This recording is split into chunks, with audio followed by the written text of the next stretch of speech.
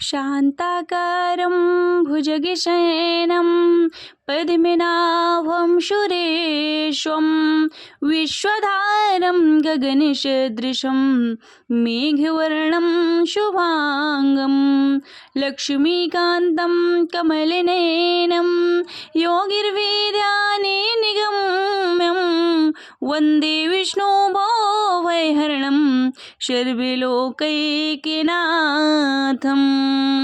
वन्दे विष्णुभवभयहरणं सर्वलोकैकनाथं।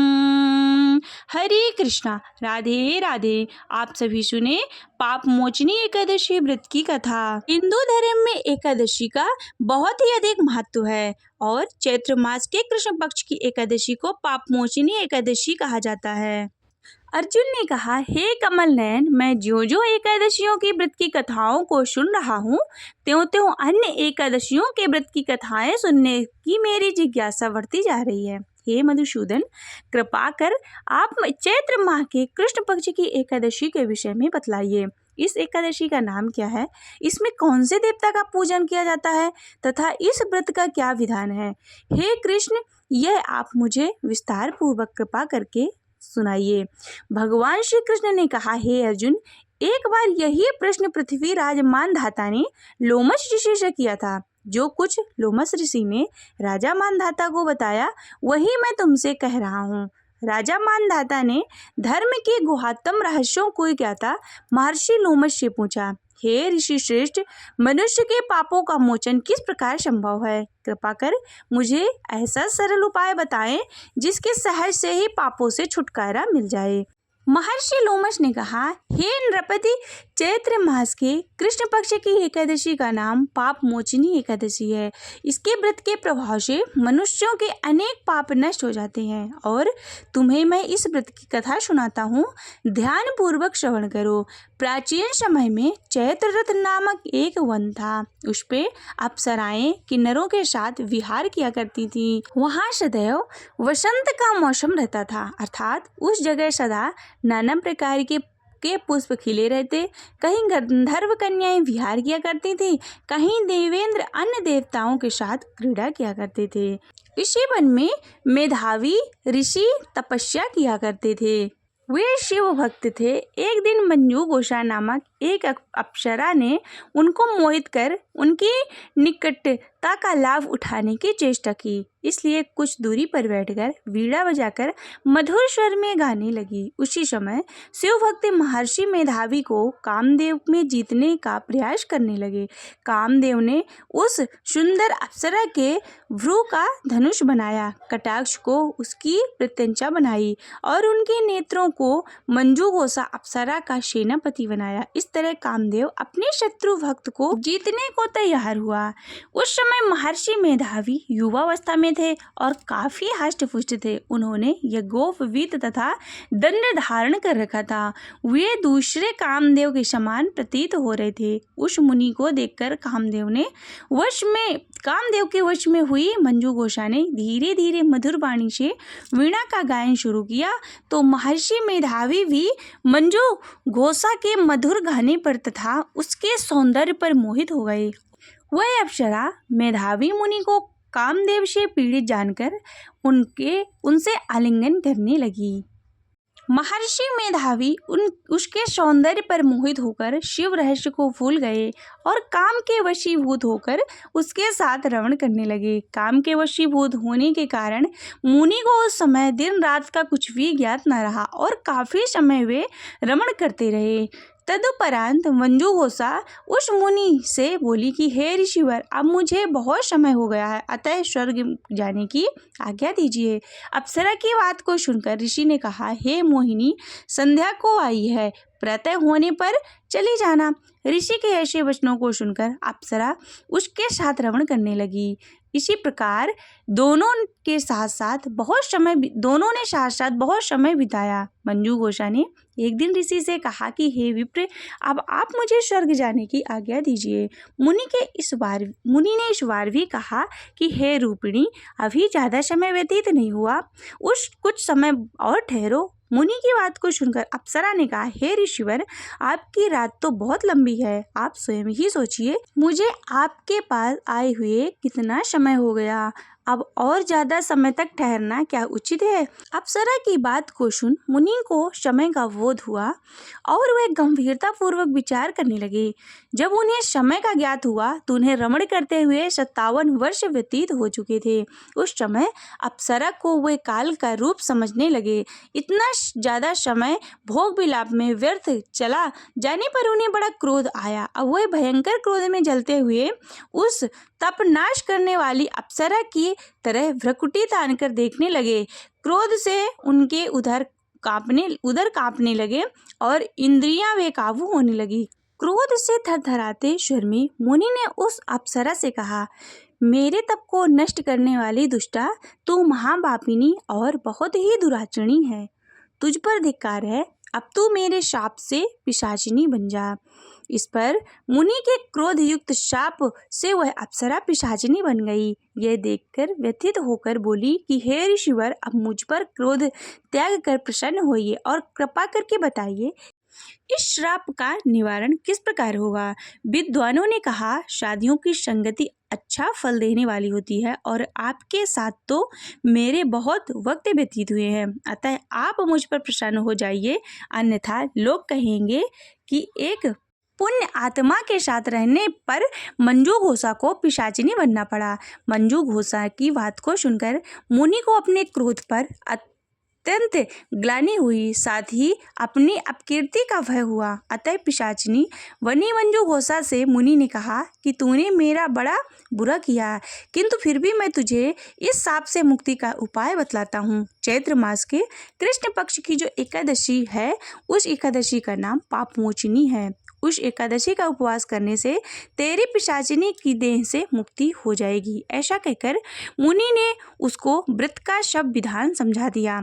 अपने पापों का प्रायश्चित करने के लिए वे अपने पिता च्यवन ऋषि के पास गए। च्यवन ऋषि ने अपने पुत्र मेधावी को देखकर कहा कि हे पुत्र, ऐसा क्या किया तूने कि तेरे सभी पाप नष्ट हो गए, जिससे तुम्हारा समस्त तेज मलिन हो गया। मेधावी मुनि ने लज्जा से अपना सिर झुकाकर कहा, पिताश्री, मैंने एक अप्सरा से रमण करके बहुत सारा पाप किया है। इसी पाप के कारण संभवतः मेरा सारा तेज और मेरे तप नष्ट हो गए। कृपा करके आप इस पाप से छूटने का उपाय बतलाइए। ऋषि ने कहा, हे पुत्र, तुम चैत्र मास के कृष्ण पक्ष की पाप मोचिनी एकादशी विधि तथा भक्ति पूर्वक उपवास करो, इससे तुम्हारे सभी पाप नष्ट हो जाएंगे।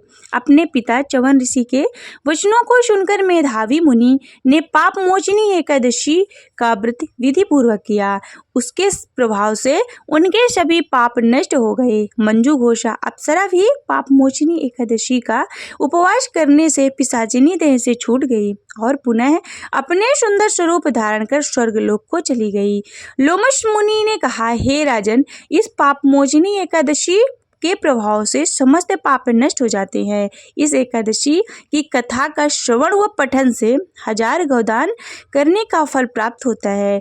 इस उपवास करने से ब्रह्मा हत्या करने वाले, स्वर्ण चुराने वाले, मद्यपान करने वाले, अगम्य करने वाले आदि भयंकर पाप भी नष्ट हो जाते हैं और अंत में स्वर्गलोक की प्राप्ति होती है। बोलो विष्णु भगवान की जय। श्री विष्णु चालीसा। विष्णु सुनिए विनय, सेवक की चित लाए, कीरत कुछ वर्णन करूं, दीजय ज्ञान बताए। नमो विष्णु भगवान खरारे, कष्ट नशावनी अखिल बिहारी, प्रबल जगत में शक्ति तुम्हारी, त्रिभुवन फैल रही उजियारी। सुंदर रूप मनोहर शोरत, सरल स्वभाव मोहिनी मूरत, तन पर पीतांबर अति शोहत, वैजंती माला मन मोहत। शंख चक्र गदा विराजे, देखत दैत्य असुर दल भाजे। सत्य धर्म मद लोभ न गाजे, काम क्रोध मद लोभ न छाजे। संत भक्त सहजन मन रंजन, धनुजय शूर दुष्टन दल गंजन। सुख उपजाए कष्ट शव भंजन, दोष मिटाए करत जन सज्जन। पाप काटे भव सिंधु उतारण, कष्ट नाश कर भक्ति उबारण। करते अनेक रूप प्रभु धारण, केवल आप भक्ति के कारण। धरणी धेनु वन तुम ही पुकारा, तब तुम रूप कराम का धारा। भारी उतारे असुर दल मारा, रावण आदि की को संहारा। आप बारह रूप बनाया, हरिणाक्ष को मारे गिराया। धर्मत्स धन सिंधु बनाया, 14 रत्नन को निकलाया। अग्नि लखर असुर द्वंद मचाया, रूप मोहिनी आप दिखाया। देवन को अमृत पान कराया, असुरन को छवि से बहलाया। कूर्म रूप धर सिंधु मचाया, मंद्रांचल गिरि तुरत उठाया। शंकर का तुम्हें फंद छुड़ाया, भस्मासुर को रूप दिखाया। वेदन को जब असुर डुबाया, कर प्रबंध उन्हें ढूंढवाया। मोहित बन कर खलहि नचाया, उसही कर से भस्म कराया। असुर जलंधर यति बलदाई, शंकर से उनकी ने लड़ाई। हार पार शिव शकल बनाए, कीन सती से छल खल जाए। सुमिरन कीन तुम्हें शिवरानी, बतलाई शब विपत्ति कहानी। तब तुम बने मुनीश्वर ज्ञानी, वृंदा की शब सुरति भुलानी। देखत दीन धनुज शैतानी, वृंदा आए तुम्हें लपटानी। जो इस पर्श धर्म क्षति ज्ञानी, हनाय सुर उन शिव शैतानी। तुमने ध्रुव प्रहलाद उबारे, हिरणाक्ष कुश को आदि खल मारे। गणिका और अजामिन तारे, बहुत भक्त भव सिंधु उतारे। हरहि सकल संतापे हमारे, कृपा करहूँ हरि सिरजनहारे। देखूँ मैं निज दर्श तुम्हारे, दीन बंधु भक्तन हितकारी। चैते आपका सेवक दर्शन, करहूँ दया अपनी मधुसूदन। जानू नहीं योग्य जप पूजन हो, यज्ञ स्तुति अनुमोदन। शील दया संतोष सुलक्षण, विदित नहीं वृत्तिमो बोध विलक्षण। करहूँ आपका किस विधि पूजन, कुमति विलोक होते दुख भीषण। करहूँ प्रणाम कौन विषो विधि सुमिरन, कौन भांति मैं करहूँ समर्पण। सुर मुनि करते सदा सेवकाए, हर्षित रहते परम गति पाए। दीन दुखीन शब सदा कहाए, निज जन जान लेवे अपनाई। पाप दोष संताप नशाओ, भव बंधन से मुक्ति कराओ। सुख संपत्ति से सुख उपजाओ, निज चरणन का दास बनाओ। निगम सदा हे विनय सुनावे, पढ़े सुने जो जन सुख पावे। ओम जय जगदीश हरे, स्वामी जय जगदीश हरे। भक्ति जनों के संकट, दास जनों के संकट, क्षण में दूर करी। ओम जय जगदीश हरे। जो ध्यावे फल पावे, दुख विनशे मन का। स्वामी दुख विनशे मन का, सुख संपत्ति घर आवे। सुख संपत्ति घर आवे, कष्ट मिटे तन का। ओम जय जगदीश हरे। मात पिता तुम मेरे, शरण गाऊँ मैं किसकी। स्वामी शरण गाऊँ मैं किसकी। तुम विनी और न दूजा, तुम विनी और न दूजा, आश करूँ जिसकी। ओम जय जगदीश हरे। तुम पूर्ण परमात्मा, तुम अंतर्यामी। स्वामी तुम अंतर्यामी, पारि ब्रह्म परमेश्वर ईश्वर पार ब्रह्म परमेश्वर तुम सबके स्वामी। ओम जय जगदीश हरे। तुम करुणा के सागर तुम पालन करता स्वामी तुम पालन करता। मैं मूर्ख खल कामी मैं मूर्ख खल कामी कृपा करो भरता। ओम जय जगदीश हरे। तुम हो एक अगोचर सबके प्राणपति प्रभु सबके प्राणपति। किस विधि मिलो दयामय किस विधि मिलो दयामय तुमको मैं कुमति। ओम जय जगदीश हरे। दीन बंधु दुख हरता तुम ठाकुर मेरे स्वामी तुम रक्षक मेरे। अपने हाथ उठाओ अपने शरण लगाओ द्वार पड़ा तेरे। ओम जय जगदीश हरे। विषय विकार मिटाओ पाप हरो देवा स्वामी पाप हरो देवा। श्रद्धा भक्ति बढ़ाओ श्रद्धा भक्ति बढ़ाओ संतन की सेवा। ओम जय जगदीश हरे। तन मन धन और संपत्ति सब कुछ है तेरा प्रभु सब कुछ है तेरा। तेरा तुझको अर्पण तेरा तुझको अर्पण क्या लागे मेरा।